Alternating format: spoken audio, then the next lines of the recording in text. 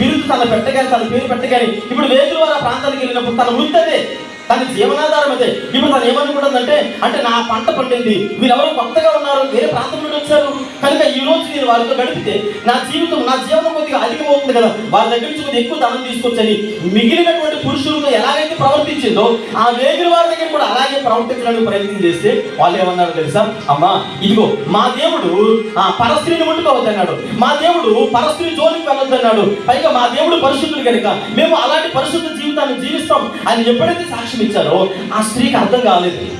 అదేంటి, ఇంతవరకు నా దగ్గరకు వచ్చినప్పుడు ఏ పురుషుడు ఎంత నీతి కబుర్లు చెప్పలేదు, ఏ పురుషుడు ఇలాంటి మాటలు చెప్పలేదు, నా మీద ఆధారపడి నా అందానికి ఆకర్షితులై నాతో ఉన్నటువంటి వారే ఉన్నారు, కానీ వీళ్ళతో విచిత్రంగా మాట్లాడుతున్నారు. అయ్యా ఇంతకీ ఎవరా దేవుడు అని అంటే, మా దేవుడు, మేము ఆరాధించిన యెహోవా దేవుడు. రాహాబుకి పేరు ముందు వేశ్య అని పెరుగుతుంది.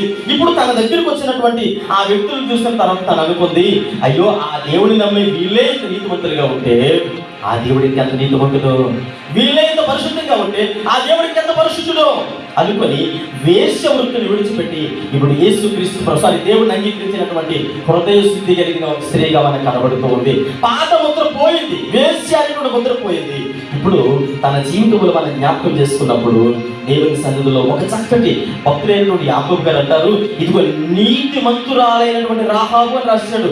అంతకు ముందు తన పేరు ముందే ఉండేది వేశ్యైన రాహాబు, కానీ ఎప్పుడైతే దేవుడిని అంగీకరించిందో తన పేరు ముందు భక్తులని యాకోబు గారు రాస్తారు, నీతిమంతురాలైనటువంటి రాహాబు.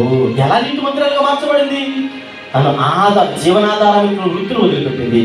దేవునికి ఆయాసకరమని తెలుస్తుంది, తనకి మేలే కానీ తన దేవునికి ఇష్టం కాదు కనుక ఆ వృత్తిని వదిలిపెట్టింది, పాత జీవితాన్ని వదిలిపెట్టింది, ఆ పాత బ్రతుకును వదిలిపెట్టింది. నేను అడుగుతాను మిమ్మల్ని ప్రశ్న, రాహాబు ఎన్ని ప్రసంగాలు విన్నది?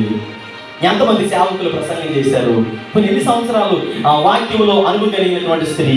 ఏమంటే ఎన్ని ప్రసంగాలకి నేను అంటాను అంటే, ఇలా అన్నాను బాధపడకండి, మనకి ఎన్ని ప్రసంగాలు కావాలి, ఎంతమంది సేవకులు బోధించాలి, ఎన్ని సంవత్సరాలు మార్పు చెందడానికి ఇంకా ఇంకా ఇంకా ఇంకా అలా పోస్ట్పోన్ చేసుకుని వెళ్ళిపోతూ ఉంటాం. అంటే మార్పు చెందడానికి హృదయ శుద్ధి కలిగి దేవుని వైపు చూస్తున్నప్పుడు ఒక్క మాట చాలు. ఆ మాట మనం వాడకూడదు కానీ మీకు అందరికీ తెలుసు.